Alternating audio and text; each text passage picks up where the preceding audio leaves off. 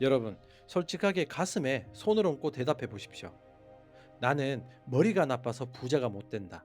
나는 흙수저라 이번 생은 글렀다. 좋은 정보가 없어서 돈을 못 벌었다. 혹시 지금도 이런 핑계를 대며 술잔을 기울이고 계십니까? 많은 사람들이 착각합니다. 투자는 금융이고 금융은 수학이라고요.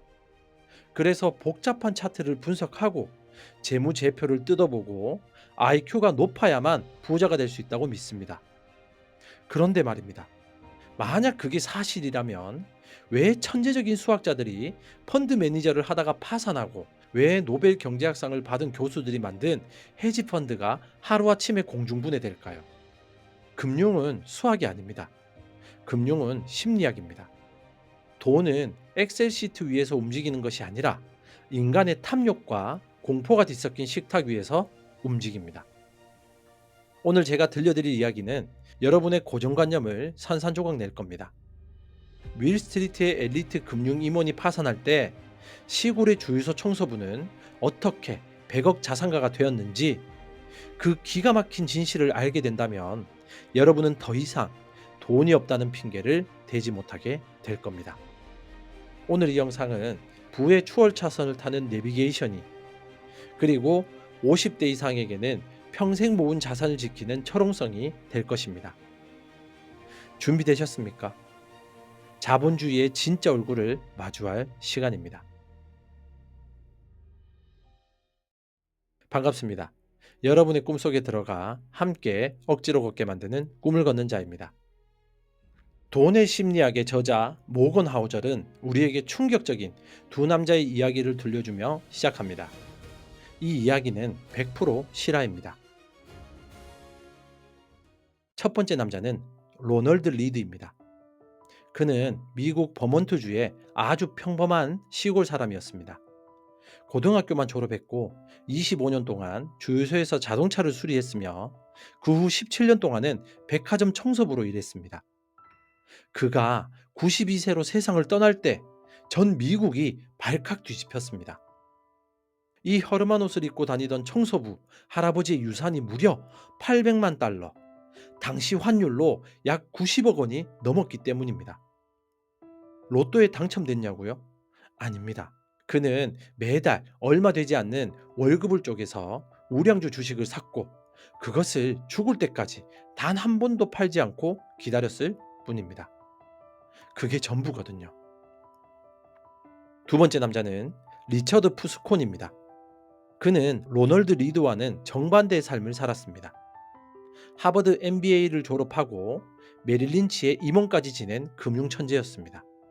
그는 너무나 유능해서 40대에 이미 은퇴를 선언했고 500평이 넘는 대저택에 살았습니다.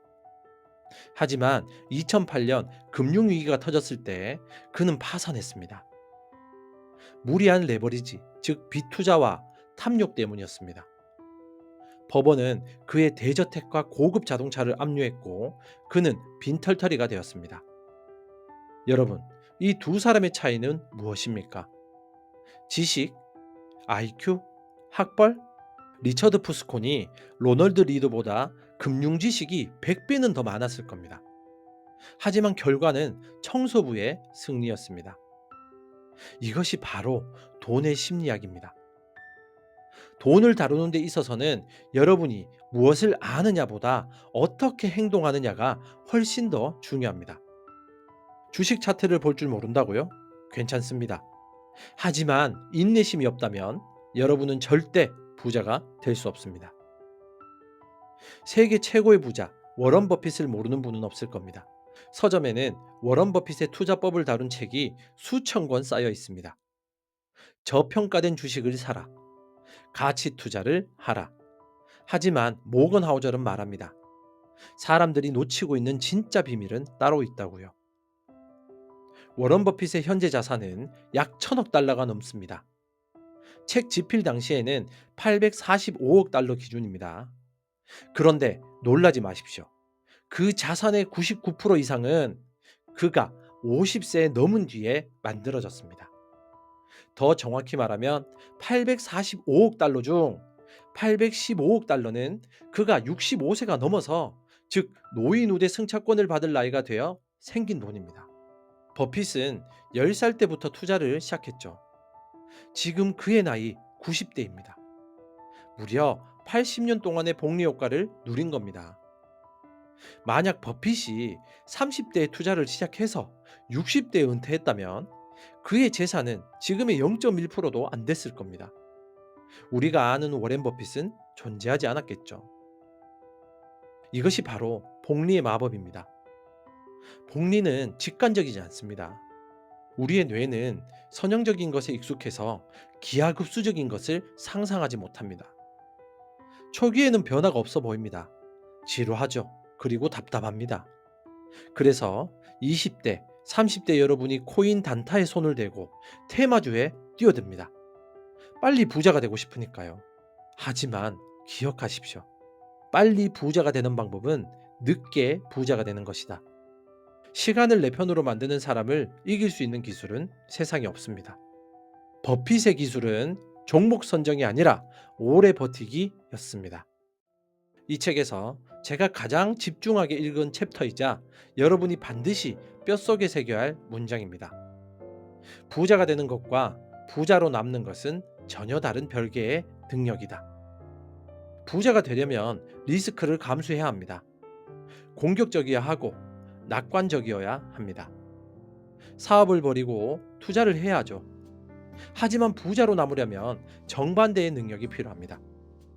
겸손해야 하고 편집증이 있을 정도로 두려워해야 합니다. 내가 번 돈이 언제든 사라질 수 있다는 사실을 인정해야 합니다. 이것을 한 단어로 요약하면 생존입니다. 자본주의 역사상 수많은 폭락장이 있었습니다. 닷컴 버블, 2008년 금융위기, 코로나 팬데믹. 이때 시장에서 퇴출당하지 않고 빚 때문에 망하지 않고 끝까지 살아남은 사람만이 복리의 과실을 먹을 수 있습니다. 수익률을 쫓지 마십시오. 최고의 수익률은 한 번의 대박이 아닙니다. 꽤 괜찮은 수익률을 멈추지 않고 오랫동안 유지하는 것, 그게 결국엔 미친 듯한 수익률을 이깁니다. 그러려면 어떻게 해야 할까요? 파산하지 않는 것이 목표가 되어야 합니다. 현금을 보유하는 것을 아까워하지 마십시오. 현금은 인플레이션 때문에 쓰레기라고요? 아직은 아닙니다. 현금은 폭락장이 왔을 때 여러분을 매도하지 않게 지켜주는 산소통이자 기회를 잡을 수 있는 티켓입니다. 돈을 벌고 싶은 이유가 무엇입니까? 솔직히 한번 우리 대화해보죠. 멋진 차, 좋은 집, 명품 시계를 차고 남들에게 나 이만큼 성공했어 라고 자랑하고 싶어서 아닙니까?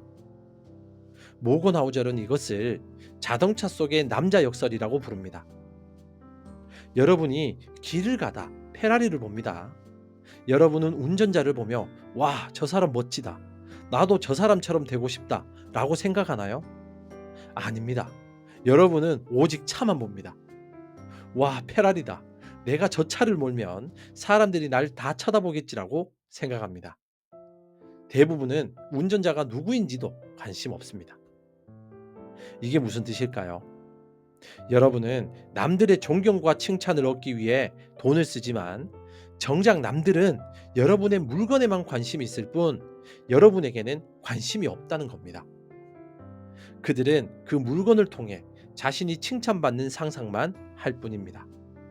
진정한 부자는 티를 내지 않습니다. 돈을 쓰는 것은 부자가 되는 가장 빠른 방법이다.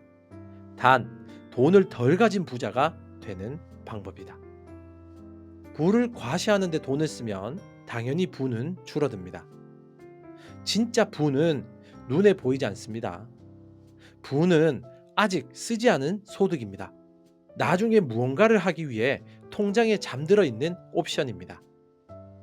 페라리를 모는 사람은 페라리를 살 돈이 있었던 사람이지만 80억을 가진 청소부 로널드 리드는 죽기 전까지 아무도 그가 부자인 줄 몰랐습니다. 누가 진정한 승자입니까? 그렇다면 우리는 왜 돈을 모아야 할까요? 페라리도 사고 자랑도 못하면 무슨 재미로 삽니까? 이 책은 명확한 답을 줍니다. 돈이 주는 가장 큰 배당금은 내 시간을 내 마음대로 쓸 수 있는 자유입니다. 아침에 일어나서 오늘 나는 내가 원하는 것을 할 수 있다라고 말할 수 있는 능력. 상사가 싫은 소리를 해도 그래, 나 관둘래라고 말할 수 있는 배짱. 갑자기 아픈 가족이 생겼을 때 돈 걱정 없이 직장을 쉬고 간호할 수 있는 여유. 이것이 돈이 주는 진짜 가치입니다. 심리학자 앵거스 캠벨이 연구했습니다. 인간이 행복을 느끼는 가장 강력한 요인은 소득도, 지역도, 교육 수준도 아니었습니다. 바로 내 삶을 내가 통제하고 있다는 느낌이었습니다.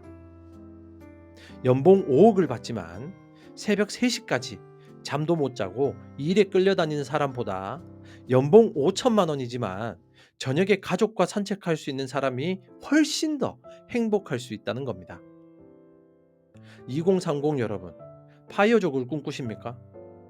그렇다면 소비를 줄이고 저축률을 높이셔야 됩니다. 40대, 50대 여러분, 노후가 두려우십니까?